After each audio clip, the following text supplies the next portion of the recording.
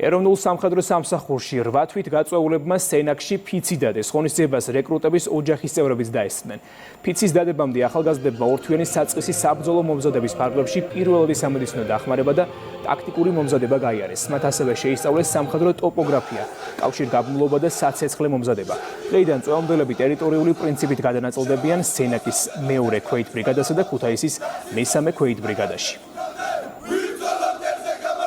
თითოეულმა ჩვენგანმა მიიღო ძალიან დიდი გამოცდილება სამხედრო თვალსაზრისით. მინდა მადლობა გადაუხადო თავდაცვის სამინისტროს, ყველანაირი რესურსი ჩადეს იმისთვის, რომ ჩვენი განვითარებისთვის შეეწყოთ ხელი და მე მინდა ასევე ის, რომ თითოეულ ახალგაზრდას მოუწოდო იმისკენ, რომ ჩაირიცხონ თავდაცვის ძალების რიგებში, მოიხადონ სამხედრო სავალდებულო სამსახური და ამით ხელი შეუწყონ ქვეყნის განვითარებას. დიდი მადლობა მინდა გადაუხადო თავდაცვის სამინისტროს ასეთი კარგი ორგანიზებისათვის და იმ კეთილი დამოკიდებულებისათვის, რაც თითოეულმა ჯარისკაცმა გამოხატა დღევანდელ დღეს. ძალიან ყვაყოფილი ვართ.